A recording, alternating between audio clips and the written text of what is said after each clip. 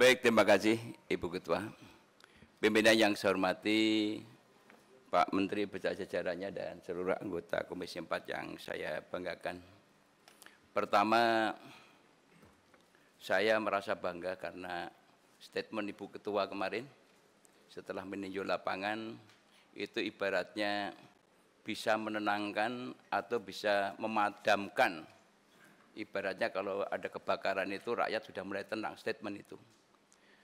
Namun setelah saya mendengarkan penjelasan Pak Menteri, ini harapan saya juga jangan sampai mengecewakan statement daripada Bu Ketua kami. Termasuk saya pun kemarin memberikan satu respon tanggapan yang keras karena saya khawatir juga kalau disemprit Bu Ketua. Ternyata Bu Ketua lebih keras daripada saya. Saya bangga betul.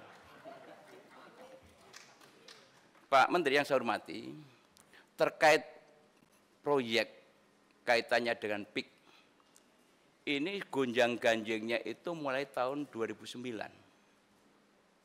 Saya sebagai pimpinan di sini waktu itu, bahwa di era pemerintahan sebelumnya, itu pernah dilakukan penolakan. Kajian lingkungan hidup strategis sudah dilakukan penolakan oleh pemerintahan Orde Baru dan dilanjutkan pemerintahan berikutnya. Karena memang dengan berbagai pertimbangan aspek sosial, ekonomi, lingkungan, dan lain sebagainya.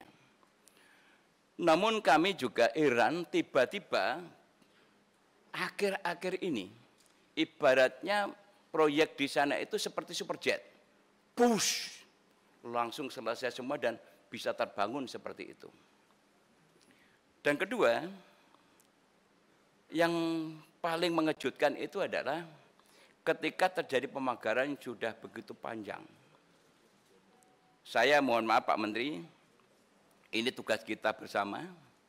Saya tidak akan istilahnya marah kepada Pak Menteri, tapi kekecewaan saya sebagai wakil rakyat, Pak. Bapak tidak menunjukkan keseriusan dalam persoalan ini. Yang awalnya Pak Prabowo Subianto, presiden yang kita pilih, itu telah membuat statement dan memerintahkan kepada TNI Angkatan Laut dan kepada Panglima TNI. Sebetulnya itu tidak perlu terjadi kalau Bapak dan aparatnya sadar tugas dan fungsi pokoknya. Undang-undang yang kami buat sudah cukup banyak. Undang-undang kelautan saya sebagai ketua panjanya, undang-undang pengelolaan wilayah pesisir dan pulau kecil saya juga sebagai ketua panja, tata ruang saya juga panjanya, dan tadi Pak Panggah juga sudah menyebutkan tentang Unclos 82, itu adalah perjuangan daripada negara-negara yang untuk bagaimana mempertahankan masalah wilayah kelautannya. Ini satu pertanyaan yang juga menggelitik kami bahwa ketika Bapak Presiden sudah memerintahkan seperti itu, Bapak masih berkilah untuk jangan dibongkar dulu, padahal Saudara Ipung sudah turun ke sana melakukan penyegelan. Itu juga menyejukkan sementara, tetapi akhirnya rakyat kecewa lagi karena Saudara Ipung tidak menindaklanjuti apa yang telah ditemukan. Oleh karena itu kalau bicara alat bukti, kalau kita baca dalam undang-undang, itu penyegelan dan foto, pengakuan masyarakat, itu sudah bisa merupakan alat bukti. Mohon maaf Pak Sekjen, kalau saya salah karena harus banyak belajar tentang hukum dengan Bapak. Dan kedua, juga yang terkait dengan masalah yang tadi Pak Sekjen sampaikan. Kalau memang KKP tidak punya kewenangan, negeri ini tidak berdiri sendiri, Pak. Ada kepolisian, kanan kiri Bapak polisi semua, jenderal-jenderal. Harusnya paham kenapa tidak lakukan itu. Kenapa sampai Pak Prabowo marah begitu keras dan sampai statement TNI Angkatan Laut yang mengatakan saya tegak lurus secara vertikal kepada Presiden. Tidak ada kanan kiri. Saya salut kepada TNI Angkatan Laut. Boleh kita katakan bravo untuk Angkatan Laut. Ini menunjukkan bahwa keseriusan bahwa negara ini Pak sudah mulai akan dirusak oleh orang-orang tertentu. Kalau kita bicara jujur Pak, kanan kiri di telinga kami ini Pak, dari rakyat Pak, menyampaikan masa sih Pak Sakti Wahyu Trenggono yang katanya sakti tidak bisa memberantas ini? Tukang becak pun sudah tanya tentang pagar atau pagar misterius di tengah laut. Sopir saya setiap hari tanya, masa Pak Menteri nggak tahu sih? Kemana aja Pak Dirjen ini yang punya fungsi pengawasan?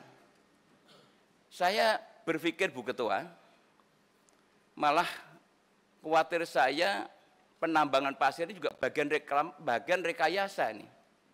Karena pematokan itu nanti ujung-ujungnya adalah akan ada penimbunan pasir. Jangan-jangan kebijakan pasir yang diusulkan nanti adalah rekayasa supaya penyedot pasir untuk menutup itu, setelah itu dikeluarkan sertifikat dan lain sebagainya. Sedimen laut alasannya. Nah ini mohon betul-betul kita pikirkan bersama. Semua orang tahu tentang PIK itu siapa, bagaimana kekuatannya, dahsyatnya. Tapi saya minta Pak, tanamkan ayo jiwa merah putih kita. Jiwa merah kita di berada kita ini. Jangan sampai ada negara dalam negara yang semaunya sendiri mengatur pemerintahan kita. Saya selalu dengan Pak Prabowo, oleh karena saya minta kepada Komisi 4, spirit semangat Presiden kita yang begitu luar biasa, harus kita dukung dari DPR ini. Jangan sampai DPR ini dianggap sebagai, atau dicap sebagai lembaga stempel. Kami sudah terjun kemarin, ternyata tidak cukup hanya pagar misterius di tengah laut. Saya kebetulan ditugasi untuk di wilayah sebelah. Lebih terkejut lagi ini, ada 1063 hektar mangrove yang di ruang laut juga akan diturunkan statusnya, dan kemudian juga nanti ujung-ujungnya akan disertifikatkan untuk pariwisata. Padahal jelas-jelas dalam PSN itu, wisata itu diperbolehkan tapi tidak boleh dijadikan tempat tinggal. Ini nanti kita bahas dengan Menteri Perhutanan nanti siang. Nah, oleh karena itu Pak Menteri, sekarang ini rakyat sudah menunggu. Rakyat ini menunggu apa endingnya. Jangan sampai rapat hari ini hanya merupakan anti klimaks. Rasanya kalau rapat ini tidak ada satu kesimpulan yang memberikan jawaban kepada rakyat, saya mohon maaf Pak, tidak nanti, sekarang pun saya lepas dulu Pak ini, rencana saya Pak. Saya lepas Pak. Malu sebagai wakil rakyat. Karena persoalannya sudah berlarut-larut. Ini rakyat yang menuju bahwa ada skenario bahwa pejabat-pejabat tertentu melindungi terhadap proyek besar ini. Ada apa? Gerangan. Ini serius Pak. Oleh karena itu ayo kita sama-sama, mumpung Presiden kita semangat, harapan saya DPR sudah semangat, kemarin setelah paripurna kita diterjunkan ke lapangan, Pak Menteri juga harus sama-sama semangat. Jangan sampai Pak Menterinya malah kendor. Harapan saya seperti itu. Jadi ini Bu Ketua, saya mohon betul agar statement Bu Ketua kemarin itu bisa menjawab daripada apa yang disampaikan atau diharapkan masyarakat. Saya dan teman-teman tentunya di ruangan ini tidak ada fraksi partai-partai Pak, yang adalah fraksi Komisi 4. Kami ada di belakang Ibu Pimpinan untuk mendukung apa yang langkah-langkah dilakukan Ibu Pimpinan dalam rangka menegakkan regulasi, aturan, dan harapan kami adalah harus diusut tuntas. Seperti yang disampaikan Bu Ketua. Harus karena sudah ada pengakuan. Yang paling bahaya Pak adalah ada sebuah skenario. Rakyat, nelayan yang tidak tahu atau buta hukum disuruh bikin pengakuan. Alangkah naibnya negeri ini. Rakyat yang sudah susah, sengsara, disuruh mengaku untuk melakukan persekongkolan jahat. Mengakui perbuatan-perbuatan yang melawan hukum oleh kelompok tertentu. Ada 6 perusahaan di sana yang sudah mendapatkan legalitas terhadap pemilikan di sana, padahal di sana masih dalam posisi ada air, undang-undangnya sudah jelas semuanya. Kami juga konfirmasi kepada Pak Nusron, tapi sayang Pak Nusron tidak pernah berani merespon, karena mungkin saking ketakutannya, tapi saya berikan apresiasi. Saya menyayangkan statement daripada juru bicara daripada KKP, yang selalu berkilah, seolah-olah Pak Nusron dianggap membocorkan. Ini bukan membocorkan. Karena udah perintah presiden maka harus dibuka, harus terang benderang. Siapa pemegang sertifikat dan siapa dalangnya. Bukti lengkap sebetulnya. Tinggal bagaimana ada kemauan atau tidak kita untuk menindak itu. Jadi tidak ada alasan lagi untuk mengatakan bahwa kami masih menunggu menindaklanjuti atau kita masih koordinasi. Sampai kapan kita berkoordinasi? Ini yang harus dijawab oleh Pak Menteri, dan jawaban ini bukan untuk kami DPR, Pak, untuk rakyat Indonesia, karena sekarang sudah mulai muncul. Surabaya tadi sampaikan, Makassar sekarang muncul lagi, yang dulu pernah kita kunjungi, ada lagi di daerah lain juga sama seperti itu. Jadi ini memang tidak ringan. Oleh karena itu saya minta kepada Pak Menteri, karena sudah memerlukan perintah instruksi Presiden, sampaikan kepada Saudari Menteri Keuangan, kalau memang Bapak perlu anggaran besar, ini adalah untuk menyelamatkan aset negara. Ini adalah milik bangsa Indonesia.